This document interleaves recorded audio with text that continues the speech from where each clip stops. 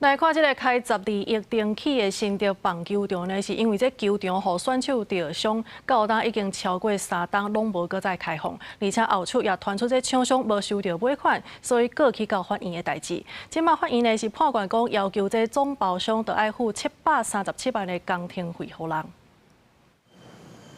新竹棒球场整期也未收煞，会由厂商工程做煞，却无收到尾款，搁去法院。桃园法院判决指出，是因为新竹市府去污棒球场破坏现场，无法度验收，厂商无法度入去做改善工程，所以判总包商也是爱付737万的工程款，互会由厂商。消息一个出来，引起议员出面批评市府。那让法官认证破坏新竹市棒球场现况。让包商无法进场验收的元凶，竟然是新竹市政府。那一场荒唐的政治恶搞秀，毁灭了球迷看球赛的心情。林志坚市府这个球场未验收就开打，甚至在排水测试的时候说问题不大，导致法院无法认定施工有瑕疵。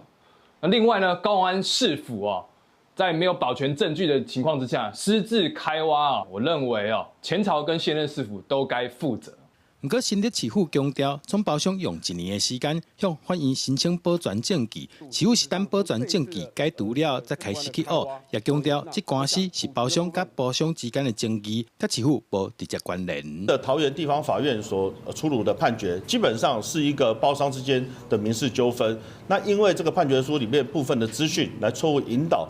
恶意的曲解我们市政府目的成功的公务人员在刻意拖延棒球场的改善工程。棒球场纷纷扰扰这么多年，我们希望在最后的阶段，我们可以回归专业的判断、安全的这个原则来去做相关的推进。市府解说讲，棒球场进度会去前着，主要就是因为包商向法院申请保全证据，期间市府是无办法进行相关改善工程。今年9月已经开始进行改善工程，目前是按算会伫明年7月进行重新启用。记者刘君豪，新竹报道。